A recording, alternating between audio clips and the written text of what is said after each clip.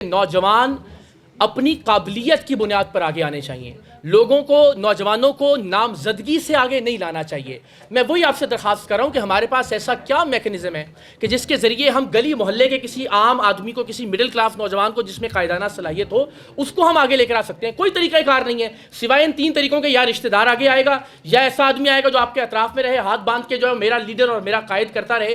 چاپلوس کو گالی دینے کی بات میں سمجھتا ہوں کہ ناانصافی ہے، وہ آپ کی ایک صنف ہے، آپ کا ایک وصف ہے جس کو آپ بیان کر سکتے ہیں. تو میں یہ سمجھتا ہوں کہ سہیل آفریدی صاحب کا ایک وصف ہے.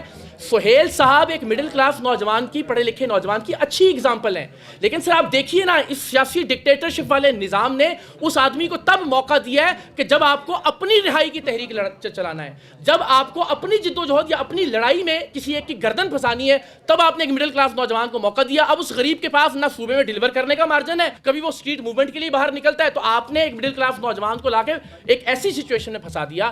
ایک نظام بنانے کی ضرورت ہے کہ کسی کی نامزدگی کی بجائے سہیل آفریدی صاحب جیسے لوگ، رشتہ داری کی بجائے بھٹو بلاول صاحب جیسے لوگ تواتر کے ساتھ جمہوریت، میرٹ اور شفافیت کے ذریعے آگے آئیں، نامزدگی کی بنیاد پر نہیں، رشتہ داری یا وفاداری کی بنیاد پر نہیں. اچھا، یہ مجھے نا وہ آپ کا نا اصل سوال تو بعد میں یاد آیا گوندل صاحب کہ اسٹیبلشمنٹ کی لانچنگ، کہ ہم اسٹیبلشمنٹ کی، دیکھیے اسٹیبلشمنٹ نے جب بھی لانچ کیا نا تو بطور عہدے دار کسی کو لانچ کیا. کوئی بھی جب آیا تو وہ امیدوار تھا عہدے کا یا وزیر اعظم کا. میں یہ کہتا ہوں جو یہ الزام لگاتے ہیں کہ اقرار الحسن کو اسٹیبلشمنٹ لا رہی ہے، وہ بڑی کوئی نالائق اسٹیبلشمنٹ ہوگی جو ایک ایسے آدمی کو لا رہی ہے جو حلف دے رہا ہے کہ میں زندگی میں کبھی کوئی عہدہ یا فیصلے کا کوئی اختیار اپنے پاس نہیں رکھوں گا. تو سوال یہ ہے کہ مجھے لانچ کر کے، ایک ایسے آدمی کو لانچ کر کے جو کوئی عہدہ اپنے پاس نہیں رکھنا چاہتا، جو یہ آپ کو یقین دلا رہا ہے کہ وہ کسی طرح کا کوئی منصب یا فیصلے کا اختیار اپنے پاس نہیں رکھے گا، تو اسٹیبلشمنٹ مجھ سے لانچ کر کے کروائے گی کیا؟ یہ میرا سوال ہے. تو میں سمجھتا ہوں کہ آج تک جتنی اگزامپلس تھیں وہ ہم سے اس لیے مماثلت نہیں رکھتی کہ وہ لوگ پہلے دن سے پارٹی چیئرمین تھے اور وزیر اعظم کے عہدے کے امیدوار تھے، عمران خان صاحب سمیت، بھٹو صاحب سمیت. ہم ایک نئی بات کر رہے ہیں پاکستان میں کہ میرے پاس کوئی عہدہ نہیں ہوگا اور عہدے جو ہیں پاکستان کے عام لوگوں کے پاس ہوگا. ان کے سوال کا جواب دے دیں پہلے. اچھا سوری جی میں نے بہت، یہ پرچم ہی آپ کے سوال کا جواب ہے کہ میں یہ سمجھتا ہوں کہ ٹرکی ہمارے لیے ایک اچھا اگزامپل ہے کہ جہاں آپ دنیا کے قدم سے قدم ملا کے بھی چل رہے ہیں اور اپنی اقدار، اپنی روایات، اپنے مذہب کو بھی نہیں چھوڑا آپ نے. تو آپ کو ایک ایسے معاشرے کی ضرورت ہے کہ جہاں آپ دنیا کے ساتھ بھی چلیں، جو پروگریسو بھی ہوں اور ساتھ ہی ساتھ اپنی روایات، اپنی روٹس، اپنی جڑوں سے بھی جڑے ہوئے ہوں. یہ فیصلہ کہ آج سے 3 4 سال 2 سال بعد یہ جماعت بن جائے گی تو وہ کس کی رہائی کی بات کرے گی اور کس کی رہائی کی بات نہیں کرے گی، یہ فیصلہ آپ نوجوانوں کا ہوگا. میں آج اپنا مطمع نظر، اپنا معافی ضمیر آپ کے سامنے رکھ دیتا ہوں. میں پوری دیانتداری سے سمجھتا ہوں کہ پاکستان میں سیاسی انتقام کا، سیاسی چپقلشوں کا، سیاسی قیدیوں کا اس سلسلے کا اختتام ہونا چاہیے. میں یہ سمجھتا ہوں کل بے نظیر صاحبہ کے ساتھ یہ ہوا تب بھی غلط ہوا تھا، نواز شریف صاحب اور مریم نواز صاحبہ کے خلاف جب یہ کچھ ہوا سیاسی انتقام، تب بھی غلط ہوا تھا. آج عمران خان صاحب کو سیاسی انتقام کا نشانہ بنایا جا رہا ہے اور وہ سیاسی قیدی ہیں. میں سمجھتا ہوں آج بھی یہ غلط ہے. پاکستان میں کوئی بھی جمہوری جماعت تب ہی آگے چل سکتی ہے یا جمہوری رویے تب ہی پنپ سکتے ہیں جب آپ نوجوان اس سیاسی انتقام کے دائروں کے سفر کا خاتمہ کریں گے. تو میری تجویز، میری مشاورت، میرا مشورہ تو یہی ہوگا کہ آپ کو اس طرف جانا چاہیے کہ پاکستان میں سلسلے کو روکیں. اور دوسرا، رجسٹریشن کا ایک طریقہ کار آپ سب کے توسط سے ہم چاہتے ہیں کہ آپ سب یہ پیغام ضرور پہنچائیں کہ جو بھی اس تحریک کا حصہ بننا چاہتے ہیں وہ www.awamraj.pk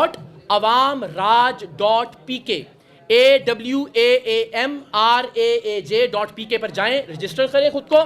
اس رجسٹریشن میں آپ کے توسط سے جتنے اور ممبرز بنیں گے ان ممبرز کا بھی آپ کو جو ہے وہ ایک صلہ اور وہ پوائنٹس کی شکل میں ملے گا، جس کے نتیجے میں جو تحریک کی ذمہ داریاں ہیں وہ بھی تفویض کی جائیں گی، بجائے اس کے کہ کسی پسندیدہ شخص کو، ایسے شخص کو وہ ذمہ داری دی جائے جس نے اپنے علاقے میں، اپنے شہر میں زیادہ سے زیادہ لوگوں کو کنونس کیا ہو، اپنے ووٹ کی شکل میں زیادہ سے زیادہ لوگوں کو تحریک میں شامل کروایا ہو. پچھلے 30 سال میں آپ دیکھیں گے نا، جب پی ٹی آئی کا، نون لیگ کا اور پیپلز پارٹی کا اور باقی جماعتوں کا ایک ایک بندہ یا ایک ایک فیملی سربراہ رہی، چیٹ جی پی ٹی سے پوچھیے دنیا کی سیاسی جماعتوں میں 30 سال میں 15 لوگ، وہ جو ایس ایچ او کا کمرہ ہوتا ہے نا 2002 سے 2006 تک یہ، 2006 سے 2010 تک یہ، اس طرح سے لوگ تبدیل ہوتے ہیں. لیڈر نظام ہوتا ہے جو نئے لیڈرز کو پروڈیوس کرتا ہے، جو قیادت کی منتقلی کو یقینی بناتا ہے، جو نیا خون، نئے نظریات، نئی انرجی، نئی توانائی پارٹی میں آتی رہتی ہے.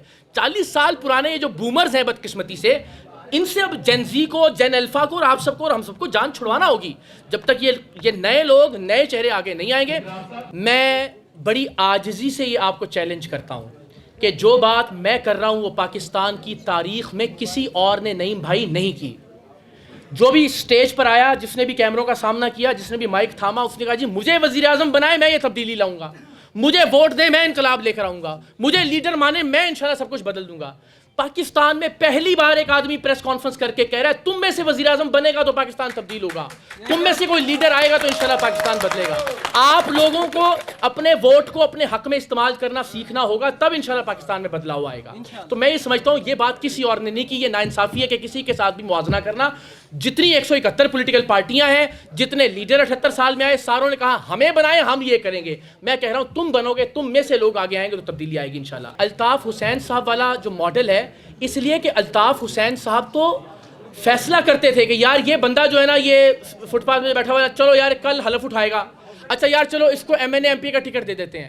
میں یہ کہتا ہوں کہ ہم جو ہے آپ یہ جو نامزدگی والا سسٹم ہے نا, اسی کو تو ختم کرنے کی بات کر رہے ہیں.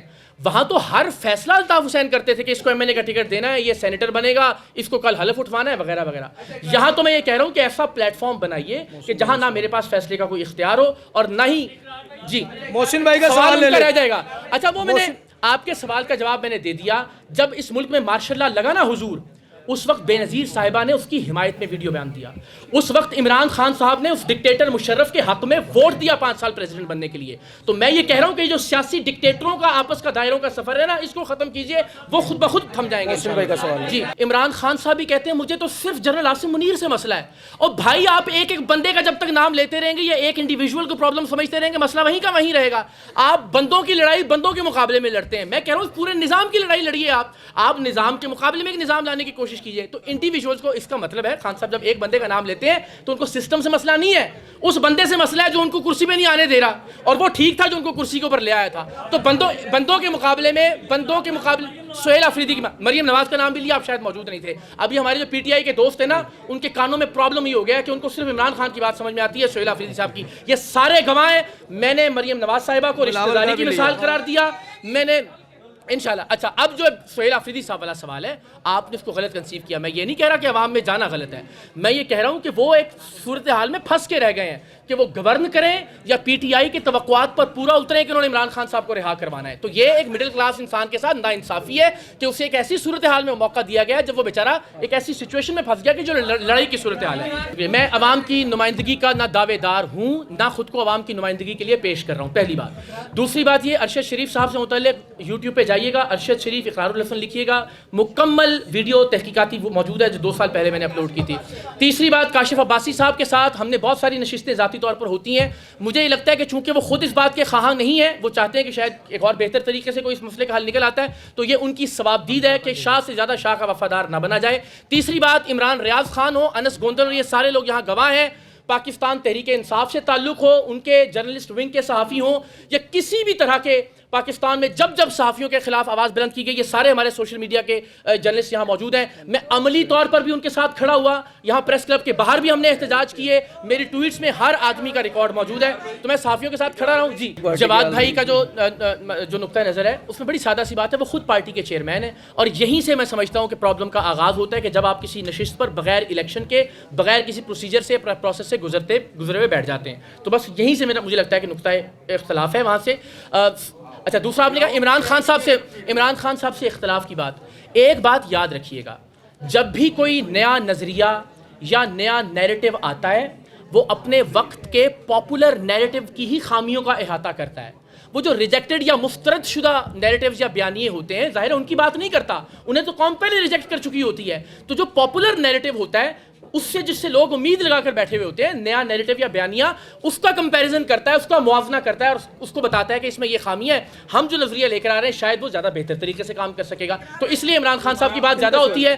دوسری بات جو سرمایہ کی بات ہے, دیکھیے اس تحریک کی حد تک تو میں, ہمارے کچھ دوست, وہ انشاءاللہ یہ مل کر سلسلہ چلاتے رہیں گے. اس تحریک میں ہمیں سرمایہ کی ضرورت نہیں ہے. آپ نے کہا گراؤنڈ میں 1.5 مہینہ گراؤنڈ میں ہی رہوں, سر 4 سدہ, سوابی, جعفر آباد, بلوچستان, آفتہ محمد, حیدرآباد, میرپور خاص, ساؤتھ پنجاب کے سارے شہروں میں, تو ہم نے گراؤنڈ میں یہ جو گفتگو لوگوں تک کی ہے.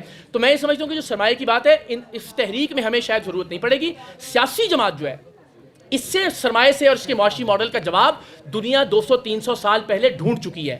ان کے مختلف جو فنڈز اکٹھے کرنے کے طریقے موجود ہیں، کس طرح وہ اپنے مڈل کلاس لوگوں کو سپورٹ کرتے ہیں الیکشن لڑنے کے لیے، وہ سارا ماڈل موجود ہے. وہ کسی دن ہم آپ انٹرویو رکھیں. برطانیہ میں کینڈیڈیٹ سپورٹ پروگرام ہے، کینیڈا میں پولیٹیکل ریبیٹ پروگرام ہے، جرمنی میں ووٹ شیئر کی بنیاد پر پولیٹیکل پارٹیوں کو گرانٹ دی جاتی ہے تاکہ وہ اپنے مڈل کلاس لوگوں کو سپورٹ کریں الیکشن لڑنے میں. تو یہ سوالوں کے جواب ساری دنیا کے پاس موجود ہیں. ہم کوئی نئی بات نہیں کر رہے، ہم یہ کہہ رہے ہیں دنیا بھر میں جو ہو رہا ہے اس کو آپ کسٹمائزڈ کر کے اپنے حالات و واقعات کے مطابق یہاں اڈاپٹ کر لیجیے. اگر آپ کو بھی کسی مقدمے میں گرفتار کر لیا جاتا ہے تو اس تحریک سے شروع میں ہی جس نے تحریک کا آغاز کیا اس کو گرفتار کر لیا جاتا ہے، تو یہ تحریک کیا اپنا کام شروع کرے گی یا پھر آپ کو جو ہے چھڑوانے کی کوشش کرے گی؟ سیکنڈلی، کیا آپ کو بطور صحافی ریٹائرڈ تسلیم کیا جائے؟ نہیں، ہرگز نہیں، ہرگز نہیں. دیکھیے دنیا بھر میں صحافی اور لکھاری اسی طرح کی فکری، شعوری اور نظریاتی تحریکیں چلاتے ہیں، اور میں اسی طرح سے ایک فکری اور شعوری اور نظریاتی بات کر رہا ہوں. میں کوئی عملی سیاست نہیں کر رہا، میں کسی الیکشن کا امیدوار نہیں ہوں، میں کسی عہدے کا امیدوار نہیں ہوں، تو میرا یہ سفر انشاءاللہ العزیز جاری رہے گا.